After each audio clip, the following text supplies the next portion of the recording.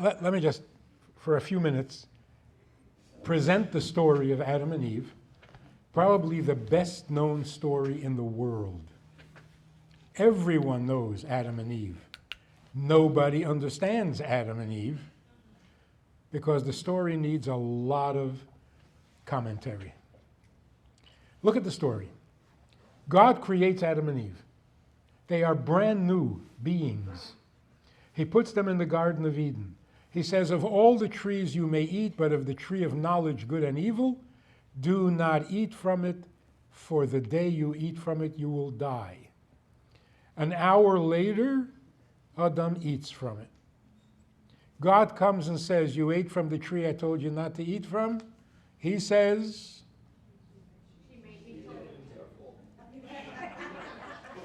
she made me do it.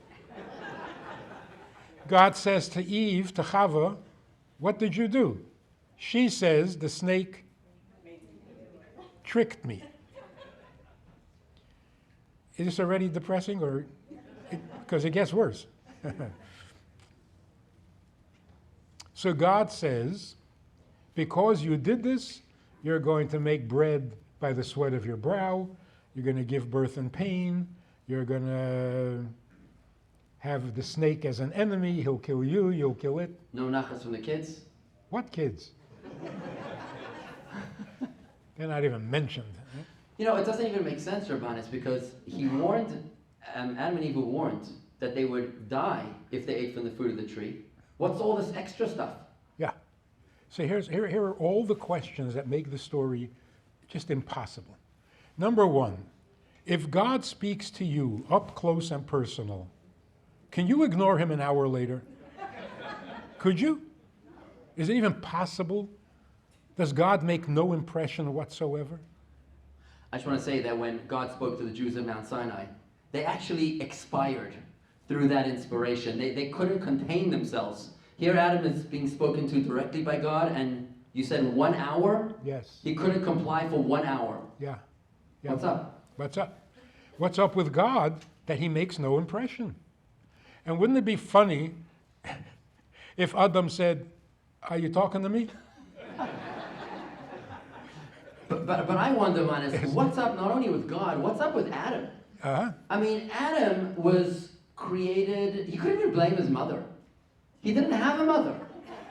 He couldn't blame his mother-in-law. Maybe that's the problem. No. Look, you're absolutely right. The second question on the story is, what's with Adam? He didn't have an evil inclination. So there was no temptation to sin. There was no desire to sin. What happened here? What's wrong with him? You got all those trees to eat from, doesn't touch a single tree, goes right to the tree. And he couldn't blame his abused childhood, some teacher that wasn't nice to him, maybe his bar mitzvah teacher that wasn't looking at him the right way. He couldn't blame anybody for his trauma, didn't have any incorrect attachments. Or bad toilet training. Remember that? That used to be a problem back in the old days. For my time. Actually, Adam and Chava were created 20 years mature. They were 20 years old, but only an hour of life. Or whatever, a few hours. Anyway, so the first question is, what's with God? The second question is, what's with Adam? If I was there, I would wait till after Shabbos. Then I can say, oh, I forgot. But an hour later, come on. This doesn't make sense. It's not possible. But Manas, I wonder, I mean, it's one thing if their temptation was something which was truly seductive and appealing. But the tree? A fig? A fig tree? I mean, seriously? You couldn't control yourself 1 hour? They had to eat from the fig tree? Right. What's so appealing about a fig tree? Right. The third question is, don't eat from it the day you eat from it. That is bad psychology. That's confusing. If you tell your child, don't touch the expensive vase, you don't say because if you do, because you don't. When you say if you do, I mean, so I could really. Don't run into traffic, don't play in the street. Because if you do, you'll get hit by a truck. And the kid will likely say, oh no, I ran into the street yesterday, didn't get hit by a truck. So as soon as you give the option, you've ruined your original statement. You do not. So God says, do not eat from it. The day you eat from it, there is a day I'm going to eat from it. It wasn't even an if. It's the day you eat from it. Is today the day? Mixed message, right? So God didn't say if, God said when. The day you eat from it. B'yoyim achol. When you shall eat from it, that's when you shall die. Yes. So it wasn't that God gave him the option, he was kind of Something. something. Yeah. The fourth question is, was death a threat to someone who was only a few hours old? Did they even know what death meant? Did anything ever die? They came down from heaven into the Garden of Eden, and God says, if you eat from it, you're going back. Okay. It's been fun. What kind of threat is that? Then, how embarrassing that the perfect human being, according to Kabbalah, the soul of Adam and Eve is greater than any souls in history. Greater than Moshe, greater than Avraham, greater than Yitzchak. Only the soul of Mashiach is going to be greater than Adam and Chava. So these great souls couldn't even be honest when God says, you ate from the tree I told you not to eat from. He blames it on her that fast. And then she doesn't have the self-respect and says, the snake tricked me. It's a snake. You're a human being. It tricked you. If I was God, I would cancel the whole thing and start all over. This is not working out. Then, halachically, you're not allowed to add more punishment after the fact. You're allowed to punish only if you warned the person about the punishment. So God said, the day you eat from it, you'll die. That's the punishment. Now, after they eat from it, God says, oh, I'm not going to die so fast. First you'll suffer. Life will stink, then you'll die. That's not kosher. You're not allowed to do that. God certainly wouldn't do that. The main question. Why are you telling me the story right at the beginning of the Torah? It's so discouraging. It's depressing. Yes. I mean, what does this tell you about mankind? We've got 613 commandments to follow. We couldn't keep the first one for 60 minutes? What does that say for the rest of us? What hope do we have? Exactly right. What are you telling me? That a perfect human being couldn't last an hour with one commandment? And you're far from perfect, and you have 613 opportunities to blow it? Good luck. It's a terrible story. Okay, now that we killed the story. This is how Torah study works. You ask a lot of questions, you suck the life out of it to rebuild all over again. But isn't it all these questions are so valid. What is going on here? What does it mean to be a holy person? They were holy people. Well, nobody's perfect. Perfect? This is imperfect? You violate God's commandment within an hour? That's called imperfect? It's called a monster. So,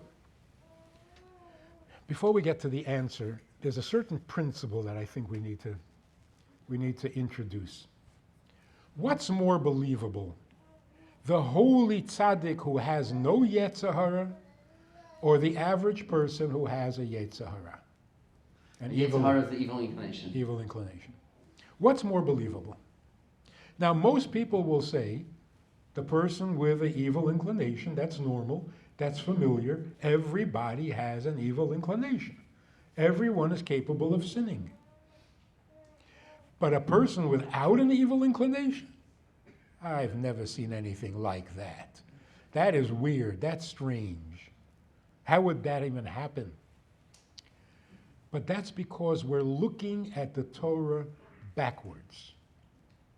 We start with ourselves and try to understand the Torah. That's not good. Start with the Torah and you'll better understand yourself. So here's the difference. In the beginning, as we all know, there was nothing but God. The scientists call it a subatomic particle. That's all there was in the beginning. And from that original being, everything else evolved. So there was nothing besides God himself. Nothing. There was no good, there was no evil, there was no up, there was no down, there was no time, there was no space. There was just him. He created a human being. What do you expect this human being to look like? Him. If he created it, it should look like him. So God doesn't like sin. His creation doesn't like sin, because his creation is like him. But when you tell me there are people who have an evil inclination, who deny God, who don't want to hear about him, who want to even be spiteful, so how did that happen? There was nothing but him. I mean, a very simple, if your child looks like you don't have to explain anything. But if he doesn't look like you, you got some explaining to do. So the tzaddik looks like God. So what's your question? That makes perfect sense. When God creates, it should be godly. But you tell me no. God created a being, and that being is ungodly. Whoa, how did that happen? So you go into the Kabbalah, and you get this lengthy, profound, brilliant explanation. God hides. God contracts himself. There's a tzimtzum. God is wearing a mask so that you don't get overwhelmed by his presence, so that you can feel independent, so that you can even spite him.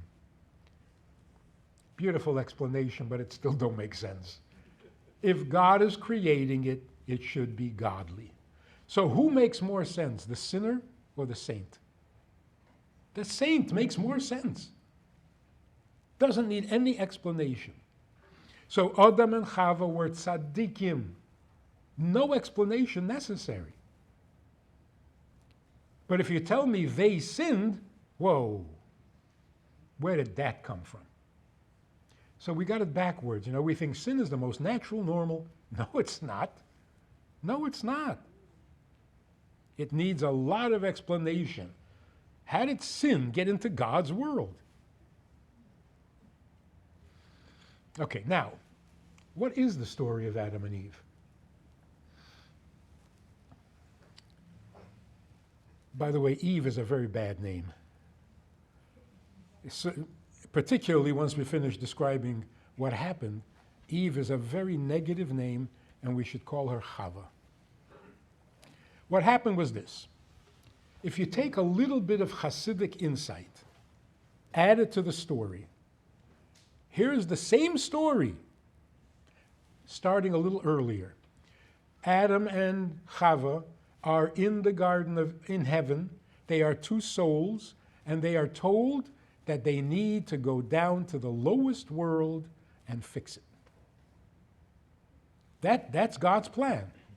He takes a piece of himself, sends it down into a body, into the physical world, the lowest of all worlds, and says, fix it. I'll give you mitzvahs, I'll give you holy things to do, and if you do it, you will make the lowest world the holiest world. They open their eyes, they're in the Garden of Eden, and God says, of all the trees you may eat, but this tree, do not eat from it. Adam is saying to Chava, I don't get it. What's our job? What are we doing here? All the trees are kosher, they don't need fixing. There's one tree that isn't kosher, we're not allowed to eat from it. What are we doing here? Is it a test If we refrain from eating from the tree of knowledge, we will be rewarded for our self-control. Chava said, we're not here to be rewarded, we're here to fix. He says, so I don't understand what we're doing. And also, I don't understand this, don't eat from it, the day you do eat from it, I'm confused. Chava said, and we have this all recorded, Chava said, it's not confusing.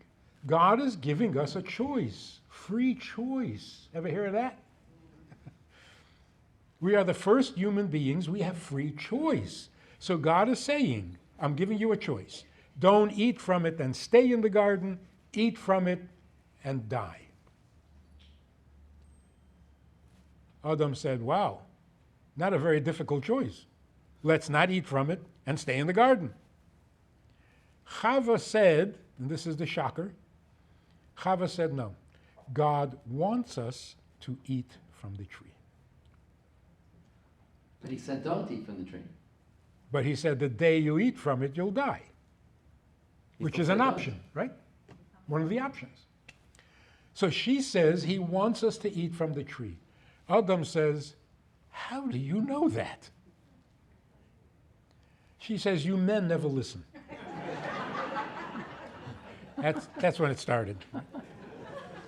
And of course, the man said, what? What did I not listen? What? She says, God told us that we need to go down to the lowest world and fix it. This is not the lowest world, because here you don't die. The lowest world is the world in which people die. And the way to get there is by eating from this tree.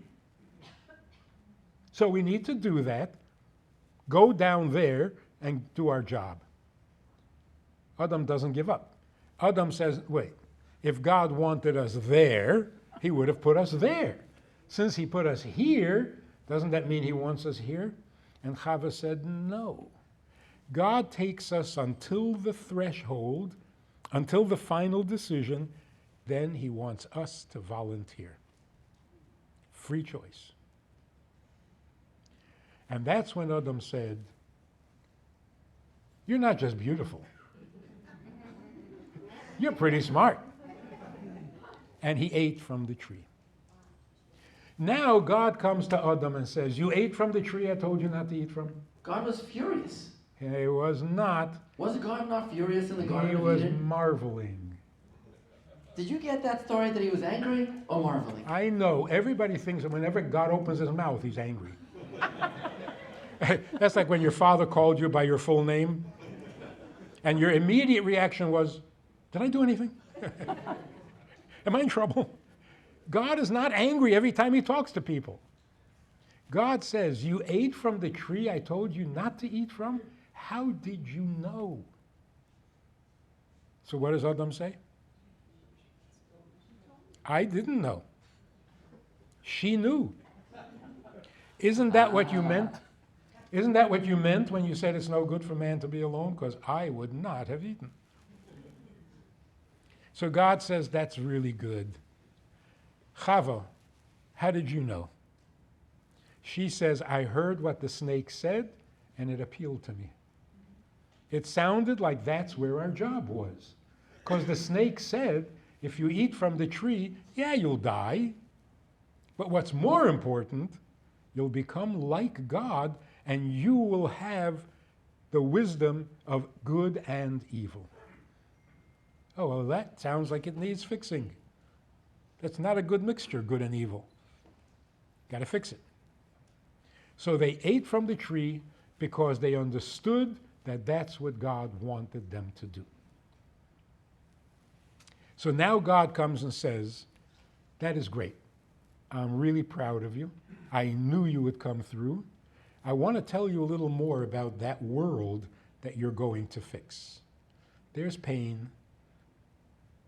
There's suffering. There's enemies. It's a hard fix. But I'm glad you volunteered. Now, did Chava know that it would take 5,785 years to get the job done? Probably. If she was smart enough to figure it out, she probably knew how long it would take. And 5,000 years didn't intimidate her. Are you saying that pain and suffering is good for us? Pain and suffering is horrible. I don't know if you heard about it. Pain and suffering is horrible, and that's why the sooner we fix it, the better. So the suffering is not our doing. Like the scientists or the people today, they say, nature is so wonderful, and the human being just clutters it and pollutes it and ruins everything.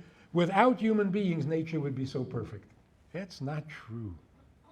This is a world in which there is death.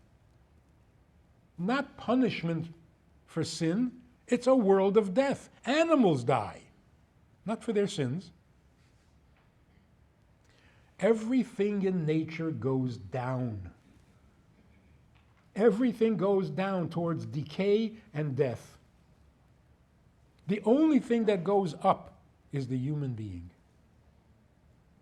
or can go up. So we are the solution to the problem. We are not the problem.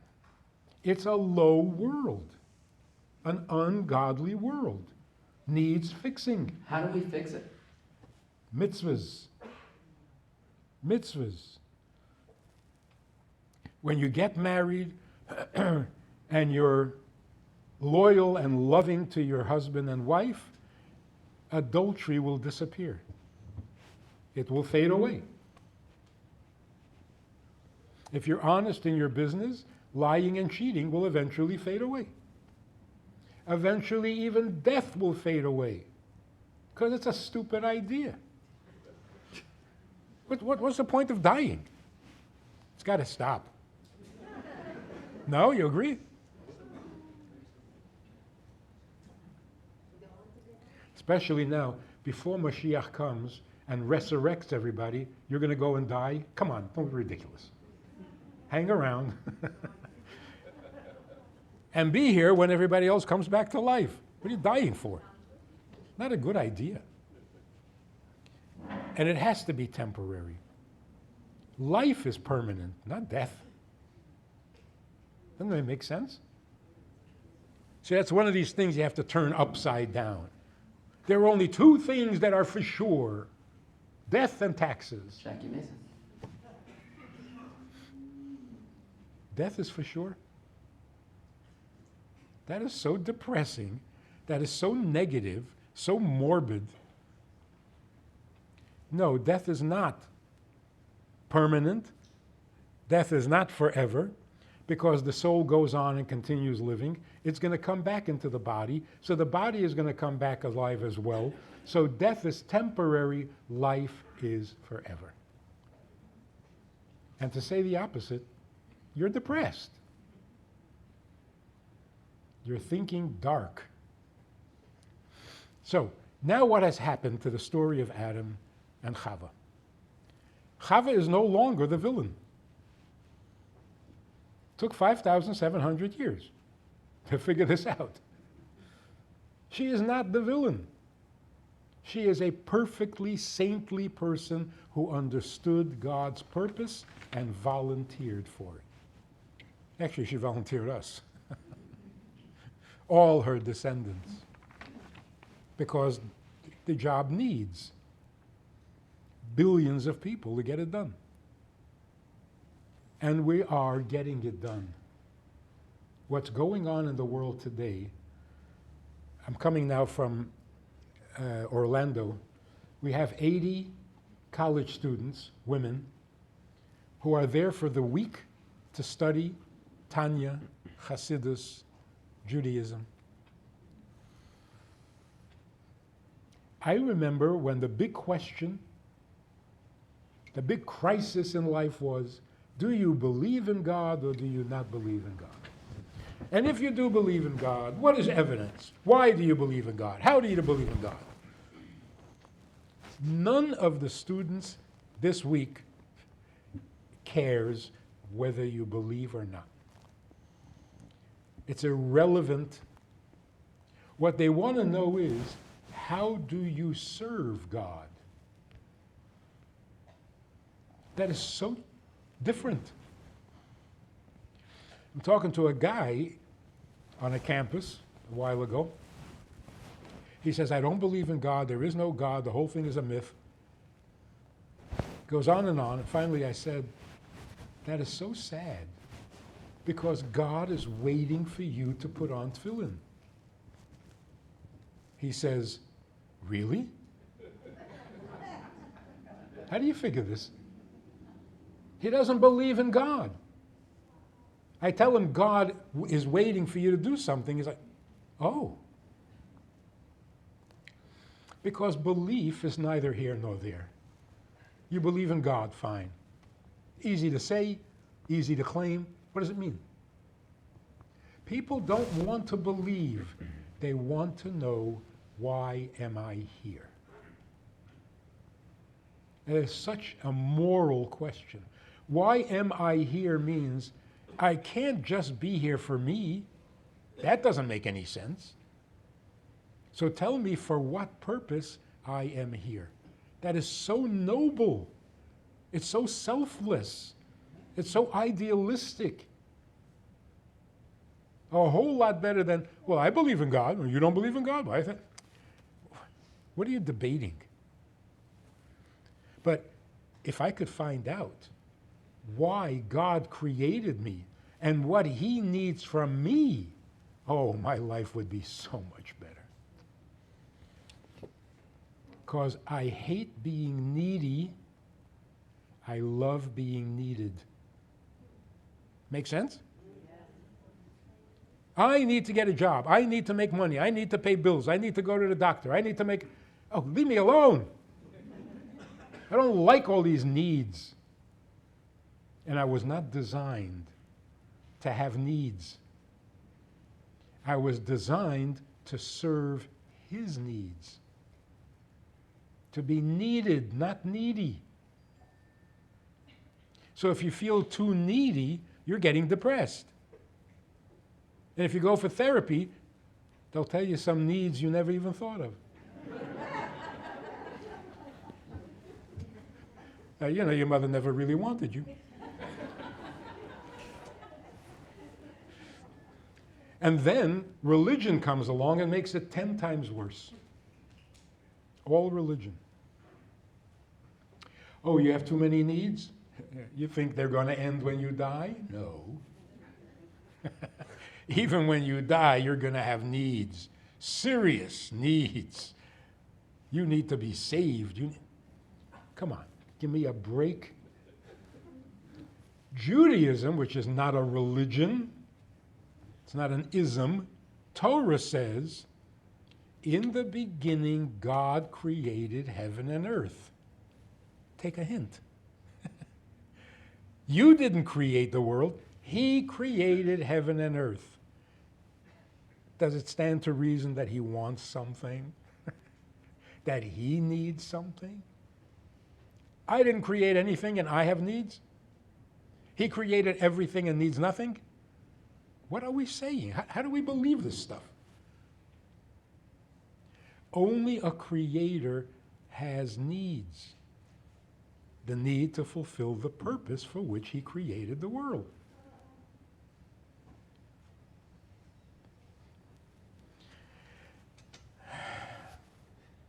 Enough said? So let me backtrack a second. Let me backtrack. I just want to tie this all together. So you're saying Adam and Eve are in the Garden of Eden. They find themselves in this utopia, this perfect world.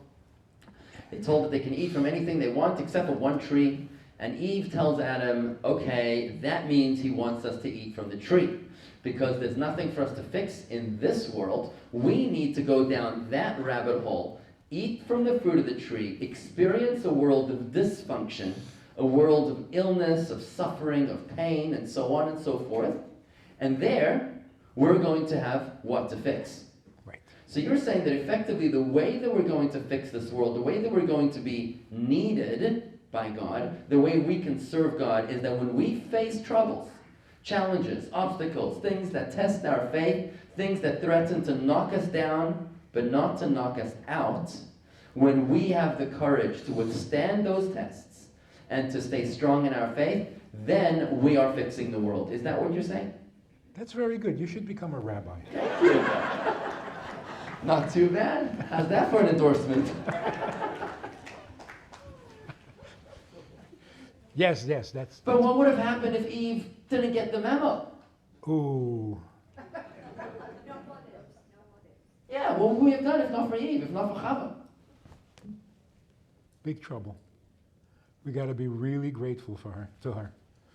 Look, let me add another fascinating level.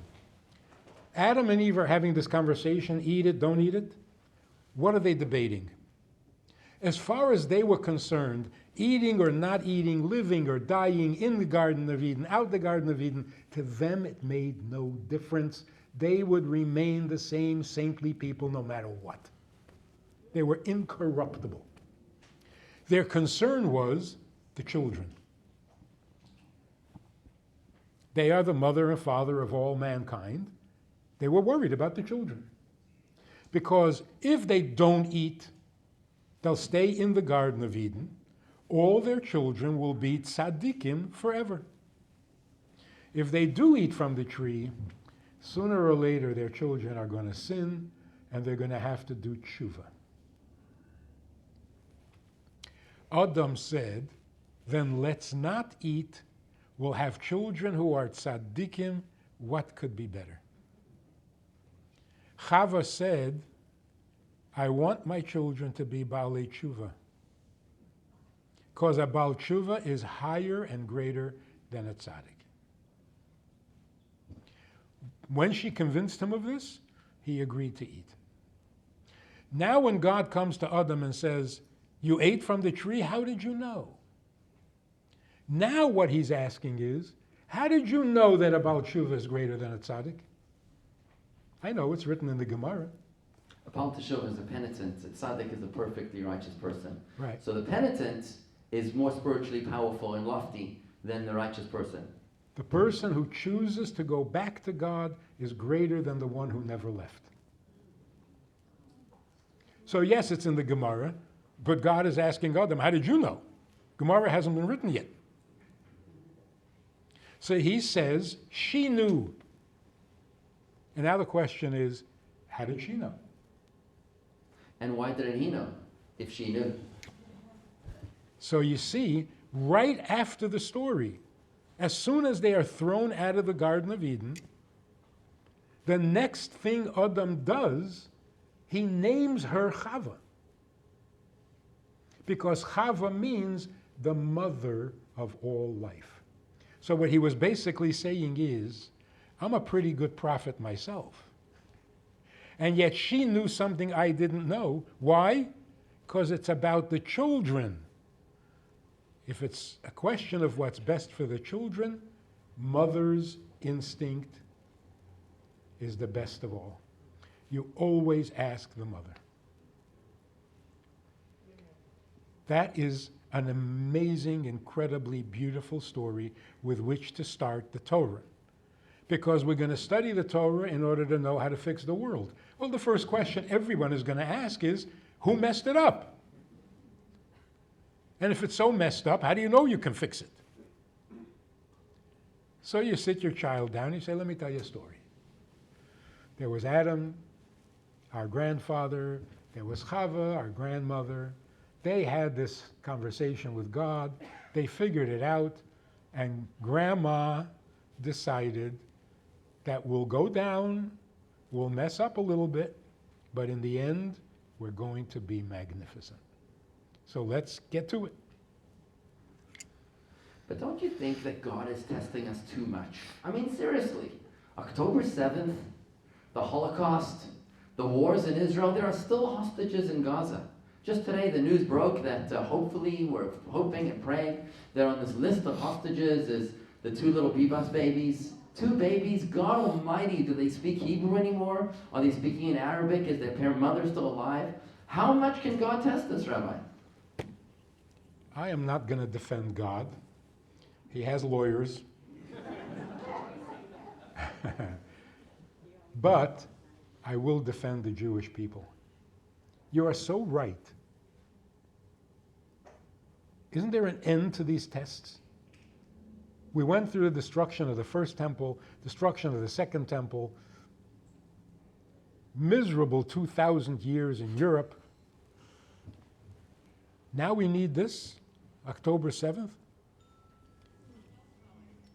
But what was the reaction? What was the Jews' reaction? The world must be stunned. They're singing about God, and they're singing about hope, and they're singing about tomorrow when everything will be perfect. How do you do this? I mean, God is awesome with his tests. We're more awesome. How do you explain this? We're just human beings, but we don't act like human beings. We act godly. It's like, oh, you think you can beat us up? No, you can't. You think you can discourage me from being a Jew? No, you can't. There's this beautiful story about Yossel Rockover. Last Will and Testament of Yossel Rockover. Anybody ever read that? It's from the Holocaust literature. Yossel Rockover is writing a note to God. He is the last surviving fighter in the Warsaw Ghetto. He is wounded and bleeding, and he's dying. And he describes the scene. My friend so-and-so is dead. My chaver so-and-so is dead. The resistance is over. We have no more bullets. We're finished. Everybody is gone. I'm bleeding. I'll be dead soon. Long description. Then he says to God, God, you are almighty, all-powerful, infinite being, and you tried your mighty best to shake me from belief in you. And with my last breath, I want you to know, you failed. Shema Yisrael, Hashem Elokeinu, Hashem Echad. That was the last will and testament of Yossel Rockover. And that is what's happening to the average Jew today. It's stunning. They think they're beating us up. Half a year ago, somebody from the Hamas said, we have Israel exactly where we want them. And no, you don't. Not at all. We are incredible. We are incredible. So if anybody doubts that we are the chosen people, not worth talking to them. If by now you don't know we are the chosen people, then go back to school. Go learn something. Is what Isaiah said, that the Jewish people are compared to an olive, because the olive produces its oil only when it's squeezed. Only when we face intense pressure are we able to produce our finest. But we can be squeezed nicely. That would be lovely. Sometimes we are, but then there are times we're squeezed very violently and very rough. It's not nice. Not nice at all, and I'm not going to defend God. Thank you for saying that. I got to tell you, there's one major flaw in your position, Rabbi. Rabbanis. So you explained it to us that God wasn't angry at all with Adam and Eve in the Garden of Eden. You're saying that God was actually impressed. Not why did you eat from the fruit I told you not to, but how did you know? The problem with this is, Rabbanis, that we call it the sin of the fruit, the sin of the tree of knowledge of good and evil. Why is it called a sin if apparently it was the first mitzvah? More than a mitzvah. Sacrifice. Willing to give up the Garden of Eden in order to fulfill God's purpose? I wish he would have asked us if we're in for this deal. Rob, would you have agreed? Probably not. I know you. I don't think he would have agreed. He wouldn't have bought into this if he was on the committee. Good thing you weren't. So why is it called a sin? See, that's a very good rabbinic question. It's called chet eitz hadas, right? But the word chet doesn't mean sin. Aveira is sin. Oven is sin. Chet means a step down. It was a giant step down. Now, usually, Sin causes the step down. But in this case, there was no sin. And there was no punishment. But it was a giant step down. It was the completion of the soul's coming down to earth. The last step God wanted us to volunteer. So chet means a deficiency or a descent. It means like off target. Because it wasn't what they were. Because it wasn't perfect. It was an But imperfect world that they were coming to fix. Yeah. Well, that's a deep interpretation of the word chet. I think that God needs a new PR agency, public relations firm, because when people first read the Bible, all they see is a God absolutely losing his cool, having an absolute tantrum. I mean, who says to their child, if you eat from that dinner plate, I'm going to kill you. And all of your children forever. Who talks like this? So the sages said that the day that the Torah was translated into 70 languages was the worst day of all. It created so much trouble because it misrepresented God, it misrepresented the Torah, it misrepresented the Jews, and we've suffered from it. I mean, women. How much abuse did women suffer because Eve?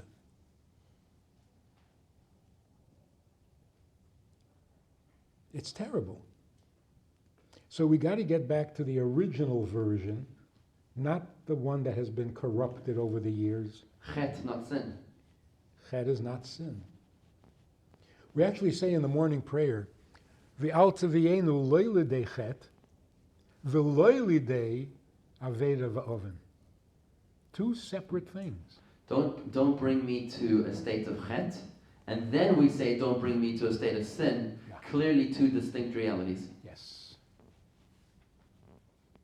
I rest my case. So one second, so what does this tell us? What does this tell us about the nature of God? And our relationship with God? Oh, I'll tell you. He didn't want me to tell you, but I'm going to tell you anyway. How did you know? Uh-huh. Look, God said, don't eat from the tree, which means I don't want you to eat from the tree. But the day you eat from it, you'll die, and I hope you do. Not I hope you die. I hope you eat from the tree. So now the question is this. Chava was right. God wanted them to eat from the tree. But then the question is, how could he say don't? That was not sincere. It was not honest. Yeah, he wanted to set them up. That's not an excuse. God doesn't say things that aren't absolutely true. So when he said don't eat from the tree, that had to be true. We now know something about God that you never suspected. I was talking to a group of little boys. I said, anything you can do, God can certainly do. Some question came up, can God, whatever. I said, well, if you can do it, then certainly God can do it. And this one kid, very bright kid, said, probably 11 years old, he said, oh yeah? Can God sin? I love these questions. I can sin. Can God sin? Answer is no. The answer is, oh yes. He sins all the time. He is a sinner. What does sin mean? Doing something against God's will. Does he do things against his own will? All the time. In order to create the world, God has to hide and restrict himself. You think he wants to do that? It goes against his will. It's unnatural for an infinite being to be constricted. Sounds like marriage a little bit. Oh, we're getting somewhere. Yes, yes. So God says, in order for the world to be fixed, not only do you have to go down, I got to go down. I have to hide myself. I have to send you away from me, which I hate doing. I have to create evil. I have to create an evil inclination. I have to create exile. I have to create punishment. I hate this. But there's only one way that we can elevate this world and make it godly. So I'm sacrificing for this. Can't you sacrifice a little? Yes, that's marriage. So what do we know about God? From the story of Chava, Adam and Chava, God is romantic. He does things that go against his will if it helps us fulfill our purpose. And what is our purpose? To become reunited with him, exactly like a marriage. When this world becomes holy, we become reunited with him. The soul comes down, but eventually ends up much higher than where it started from. Much closer to God than before it came down into this world. So we are the biggest miracle in history. Splitting the sea, kid stuff. How long did it take? A couple of hours? We have been a miracle for 3,337 years. We are a miracle, a constant miracle. So, you think God is angry at us? I really got to tell you this. If you say to your non-Jewish neighbor or friend, it's almost Yom Kippur, I got to get my act together. I got to repent, I got to ask for forgiveness, I have to fast, because if not, God is going to punish me for my sins, and I'm probably going to die this year. Look, we go to the synagogue, and what do we say? Over and over and over on Yom Kippur. Write us into the book of life. Remember us for life. Zochreinu l'chaim, kosveinu l'chaim. I don't want to die. If you say that to your non-Jewish friend, you are creating such a chilul Hashem. You're making God look so bad. Because the non-Jew is thinking, after what we did to you, God is angry at you? What kind of God do you have? And it's serious. God does have a bad reputation. Because we keep saying that. God is angry at us. God is punishing us. We got to repent. We got to pray. Hope that maybe he'll be nice to us this year. Knock it off. It's not nice. Here's the Hasidic Yom Kippur. The Hasidic Yom Kippur is this. I am not going to die, I'm going to live. And that scares me. Dying is simple. Life is a responsibility. So knowing that God is going to give me another year of life, I promise him I won't waste it like last year. That's Yom Kippur. Write me into the book of life, not the list of the living, Schindler's List. I'm not worried about surviving. Life is a book. It's a wisdom. Give me the wisdom to use the life you're going to give me this year better than the way I used my life last year.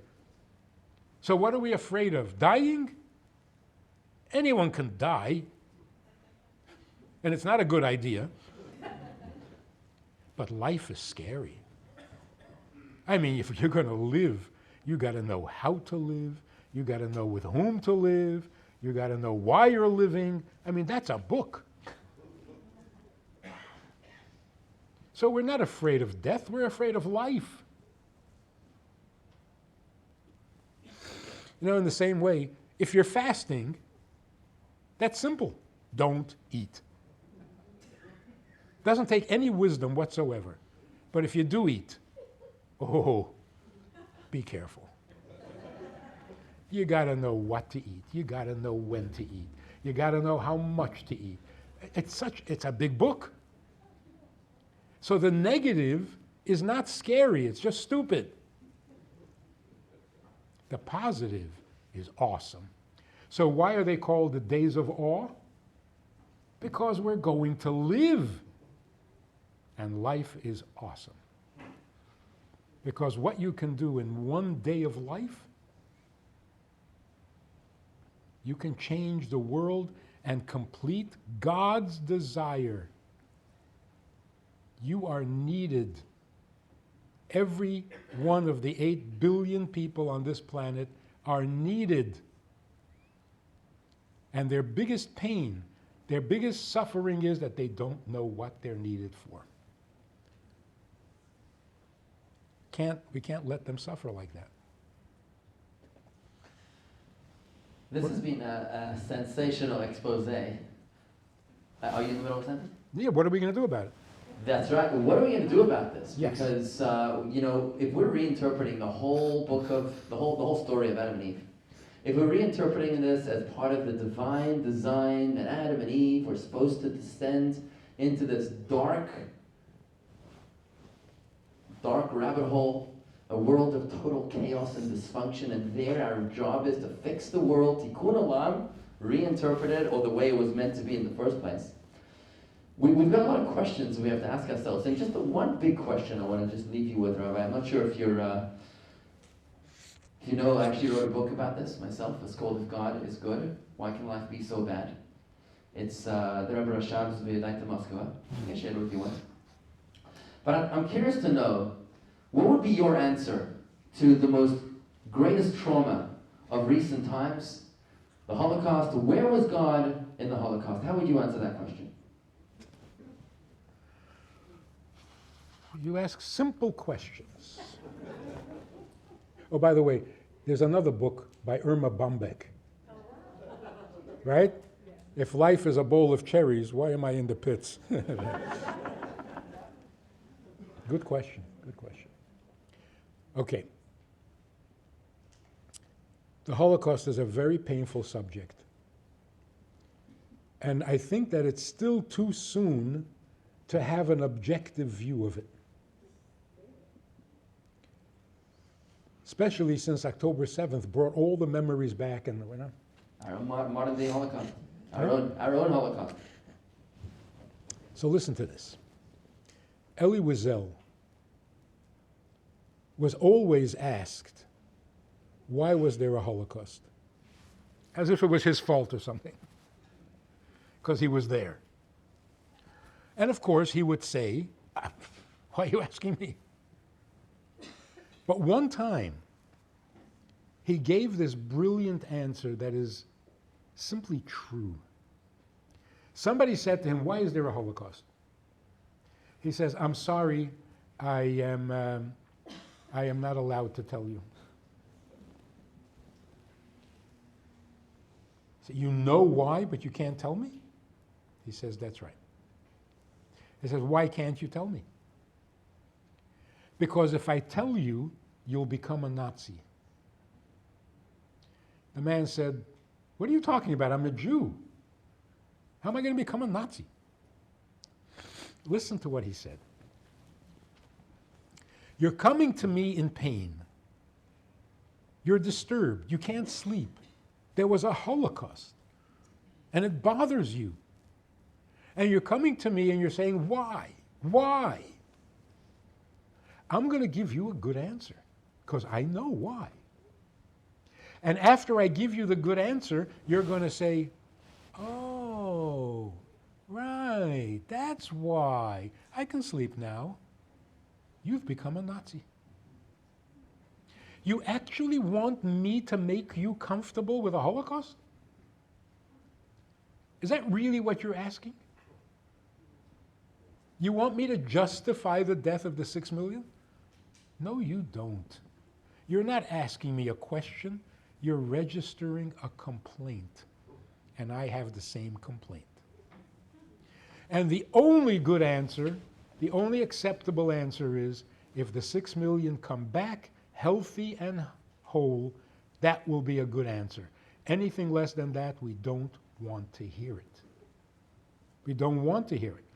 So when you ask someone, why was there a Holocaust, and he starts explaining,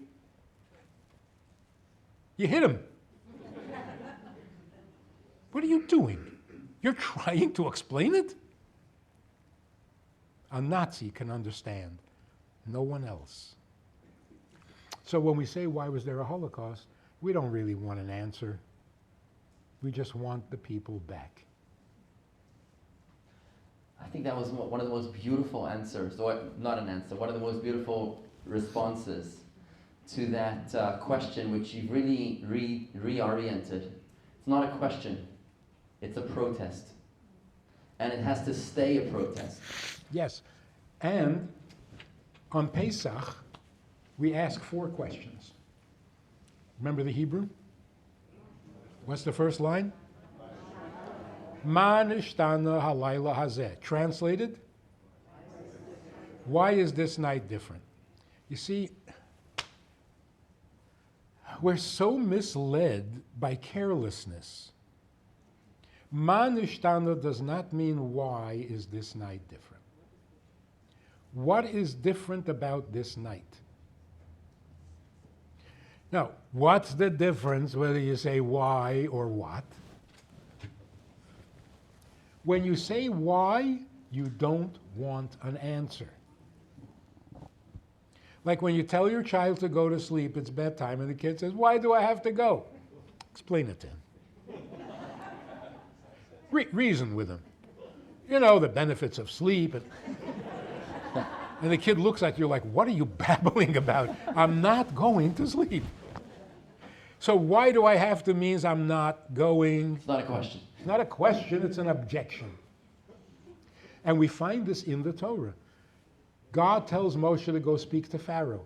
He speaks to Pharaoh, Pharaoh gets annoyed and increases the workload. Moshe comes to God and says, why? Lama, not ma. Lama harei salam. Why did you make it worse? What does God say? Watch, I'm going to take them out. Answer the question. Why did you make it worse? God says, you don't want an answer. I got your objection, and I'm going to take them out, so calm down. When you say why, you don't really want an answer. And that's why, in a marriage, never asked why. Ouch. The wife says, can you please come home early? I'm not comfortable being here alone. Why?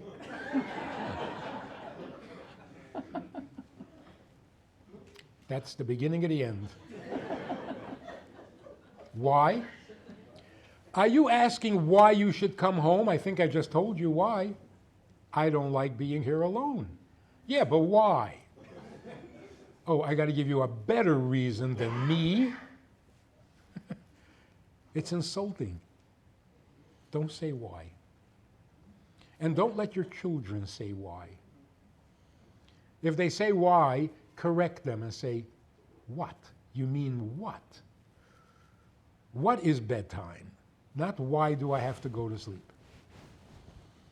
When a person wants an answer, they say, what bothers you? What makes you uncomfortable being alone? Not why should I come home? Make sense? So when we say, why was there a Holocaust? You don't want an answer. If you say, what is a Holocaust? Well, you got an hour? Or 2? So these little things, Hebrew is such a precise language. And if you're not careful,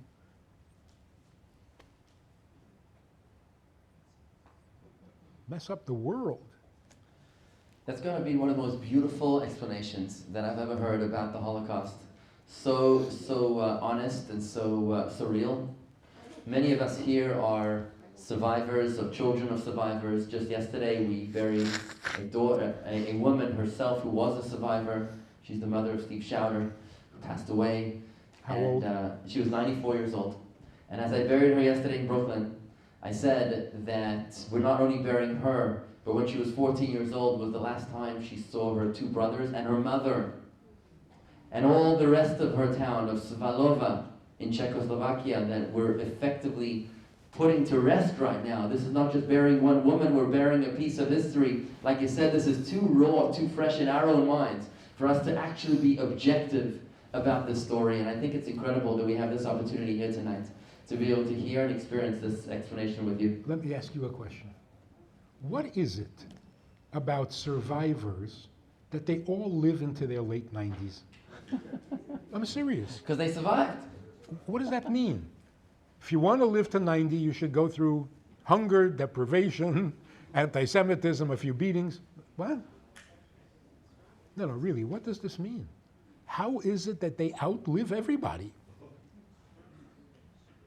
I was speaking in Texas somewhere on a Shabbos night, and before me, there was a woman speaker who was being honored because she had just come back from Israel, where she donated $5 million to the Israeli Magen David Adom. David Adom. And they introduced her as a survivor. I get up to speak, and there's nothing I can say after that. She told her whole story, how she was in an orphanage and refused to bow and refused to say the prayers, even though she was a young kid. They eventually got upset with her and sent her into a concentration camp, and how she survived and so on. They introduced her as a survivor. So when I got up to speak, I skipped my whole lecture. I said, I just want to say one thing.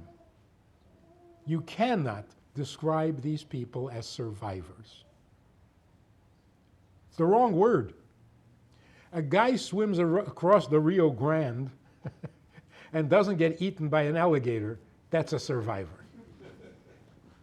A person who comes out of a Holocaust, starts a family, starts a business, makes lots of money, donates $5 million to the Red Cross, you're calling her a survivor?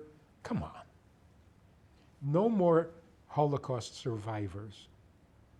They're Holocaust heroes. Survivor is such a pitiful word. Does not describe them at all. So then,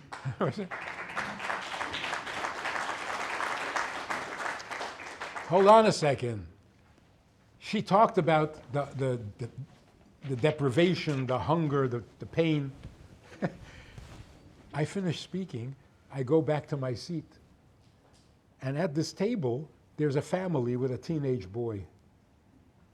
She's sitting at the table, the rabbi is sitting at this table, and this teenage boy says, when do we eat already? I'm starving. Then he looks at her and says, oh, I'm sorry. You're starving because you haven't eaten in hours. So these are not survivors. These are heavenly heroes. They're awesome.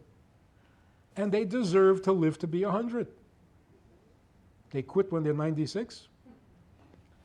Don't do that. The lady who passed yesterday has an aunt who's 103 years old in Delray Beach, and she's going strong playing canasta and mahjong. Also, a Holocaust hero.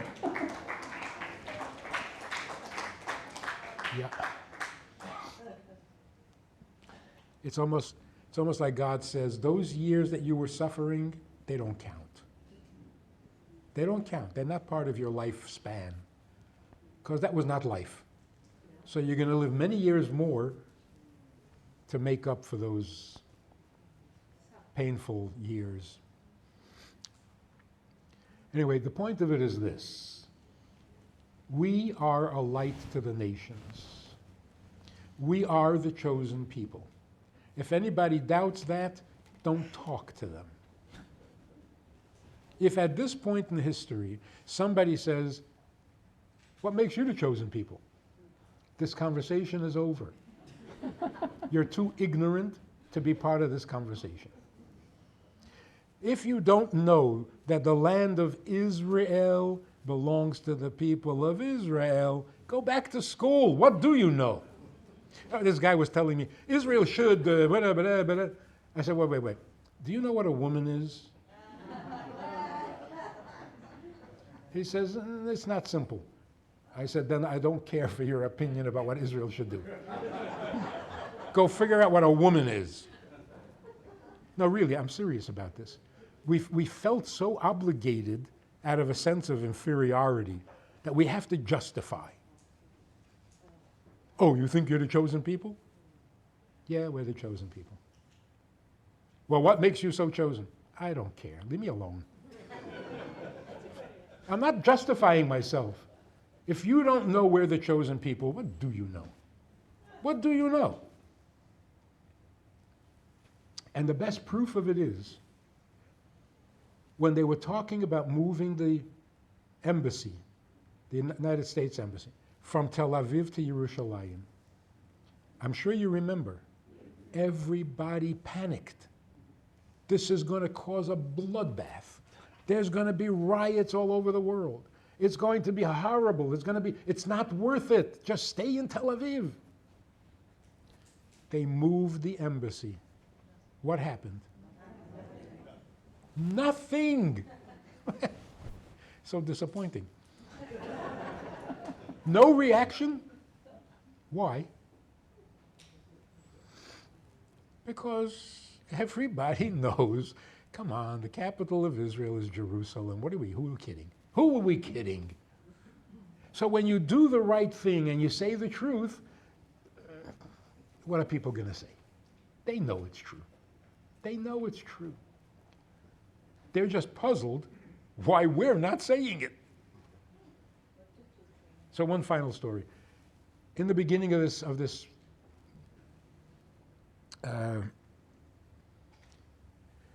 war and the campus protests, there was a protest on a campus on the East Coast. It was particularly nasty. It wasn't pro-Palestinian, it was pro-Hamas. Openly, blatantly, the Jewish community on campus were so horrified that they were paralyzed. They couldn't think of a reaction until one of the professors, the Jewish professor, got up and started screaming and telling them what's what. The police came and arrested him to protect him. The next morning, he comes to class to give his lecture.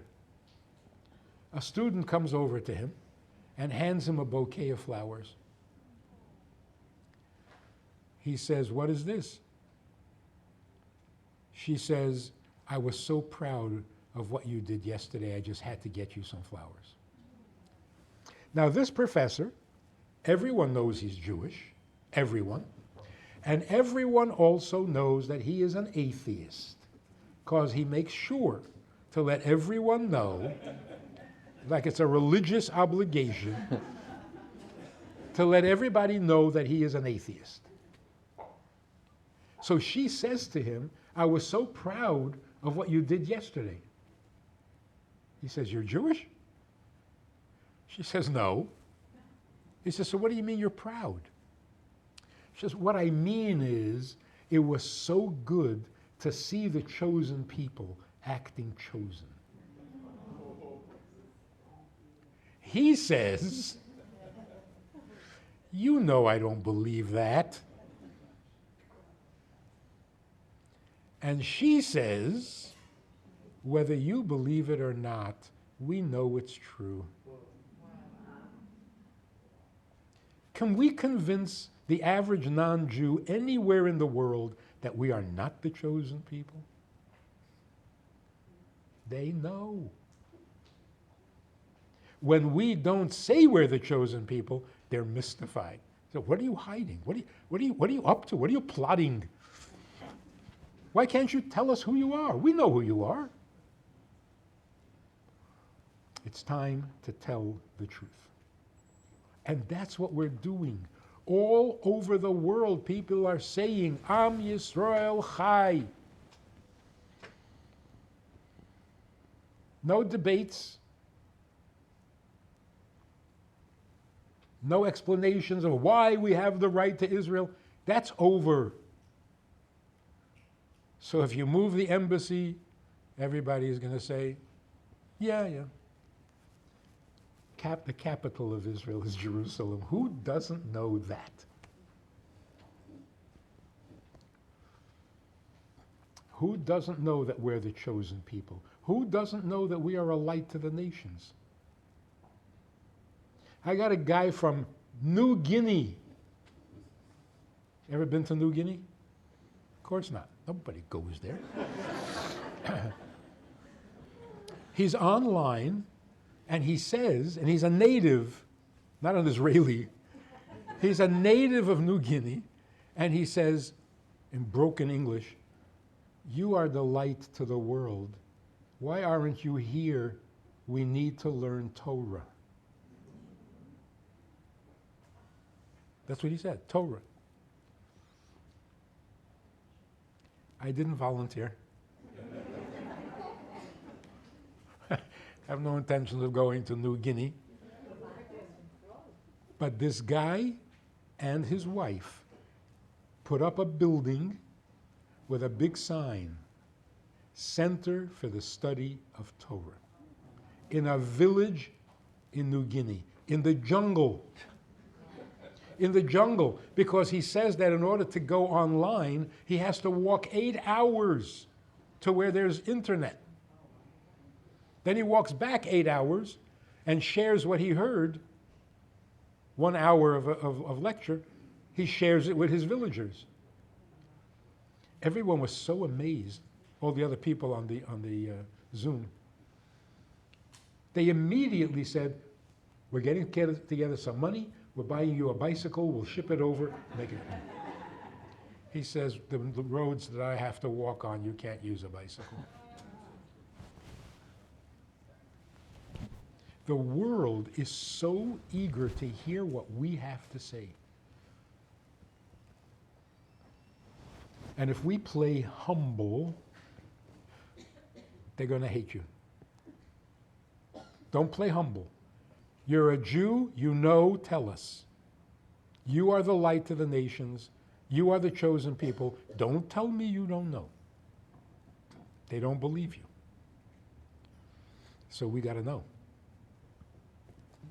They're going to come knocking on your door. You know what happens when you mix a witness with a Unitarian? A witness with a Unitarian. Two guys who knock on your door for no reason. They need the Torah, and they're begging for it. They're begging for it. And they're willing to move, they're willing to sell their homes, they're willing to change their schools. They're ready to do whatever it takes to serve God. What does it take to serve God?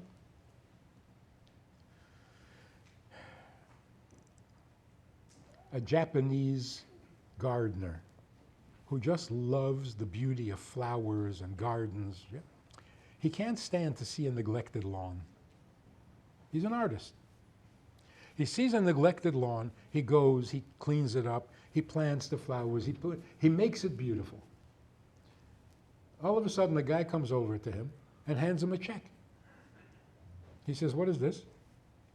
The guy said, that lawn? It's my lawn. You just made my lawn beautiful, so I owe you. Whose world is this? God's world. If you make this world beautiful, who owes you? Tikkun Olam is a very good idea. Whose Olam? Fix the world. Improve the world. Save the world. Whose world? God's world. So anything you do that makes life on earth more livable, God owes you, because you are serving him. The guy who invented the bread slicer has a reserved seat in heaven. I mean, who made a bigger contribution than that? The guy who invented an electric toothbrush?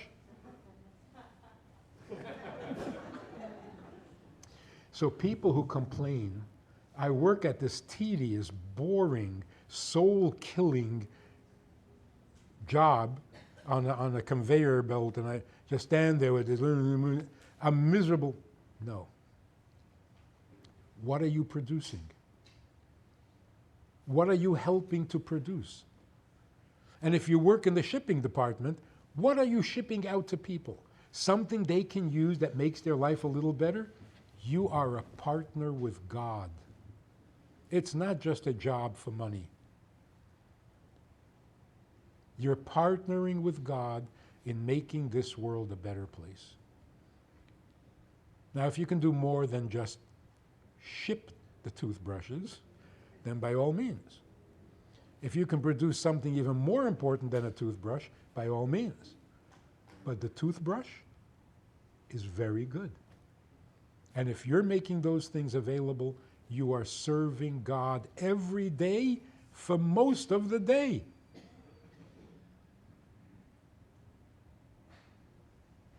That's what we need to tell our non-Jewish neighbors.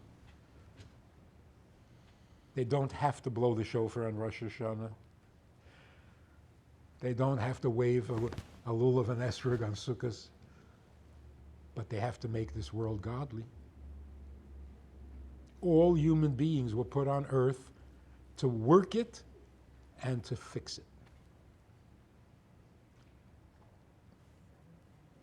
It's a godly world. Friends, please give a round of applause to YouTube's most popular rabbi, Rabbi Manis Friedman. Wow, an inspired living. This has been amazing. So special to have you here, Rabbi Manis Friedman. I think it's his fourth visit here to Chabad Palm Beach Gardens, and we are so grateful. Please follow him on YouTube at Manis Friedman. He's got 10 million hits on TikTok, I believe. Not that I have TikTok. But some very, very popular videos and influencing of bringing the light onto the nations. Thank you very, very much, Rabbi. Actually, it's 80 million. 80 million. And on TikTok... But who's counting, right? Yeah, it's a drop in the bucket. We went on TikTok after hesitating for a long time because it has a bad reputation. We finally decided, okay, we'll go on TikTok. And it has to be a short message.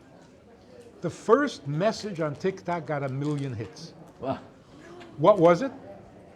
All I said was, if you raise your children, you can spoil your grandchildren. But if you spoil your children, you're going to have to raise your grandchildren, and you're too old. 1 million hits on TikTok. People brainless, right? Everyone appreciates the truth. Manis Friedman, a real change maker and making changes across the world through wisdom, understanding, and realization, using Torah to illuminate the world. Thank you, Manis Friedman.